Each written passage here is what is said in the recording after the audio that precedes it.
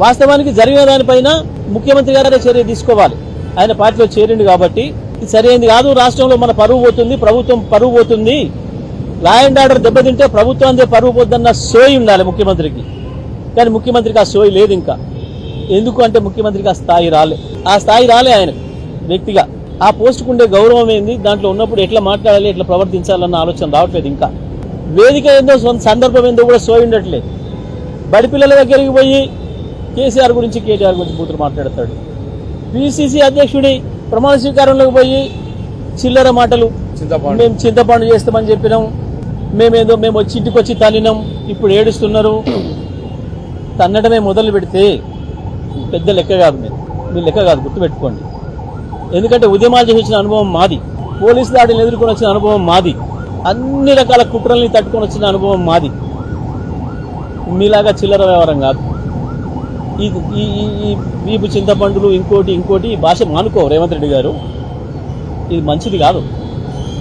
ఒక సామెత ఉంది, నోరు మంచిదైతే ఊరు మంచిదవుతుంది, నాలుక మంచిగా ఉంటే వీపు నిమ్మలంగా ఉంటుంది అని.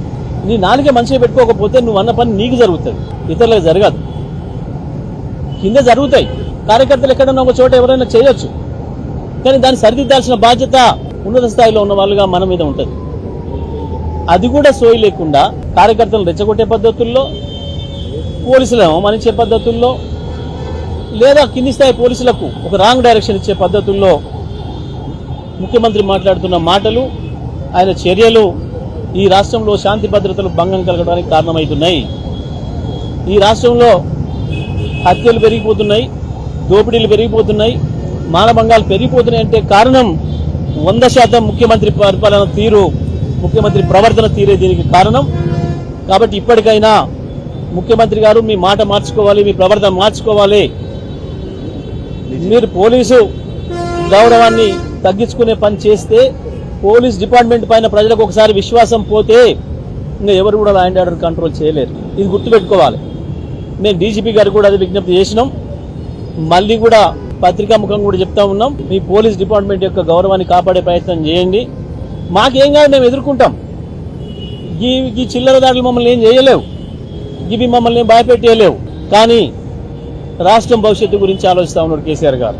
ఈ జరిగే ఇన్సిడెంట్స్ అన్ని కూడా, జరిగే సంఘటనలు అన్ని కూడా, ఈ రాష్ట్రంలో శాంతి భద్రతలకు సంబంధించిన రిపోర్ట్ అంతా కూడా బయట నుంచి వచ్చే ఇన్వెస్టర్స్ చూస్తారు, బయట ప్రపంచం చూస్తుంది.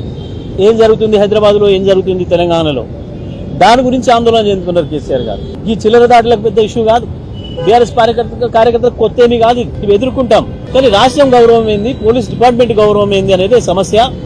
దీన్ని కాపాడుకోవాల్సిన బాధ్యత తప్పకుండా డీజీపీ గారి పైన, వారి కమిషనర్ల పైన ఉంది. మేము అదే విషయాన్ని స్పష్టంగా చెప్పినాం. ఈ 4 ఇన్సిడెంట్లలో ఏదైతే పోలీసుల పాత్ర ఉందో దానిపైన విచారణ చేసి బాధ్యులపైన తగిన చర్యలు తీసుకోవాలని చెప్పి మేము డిమాండ్ చేస్తున్నాం.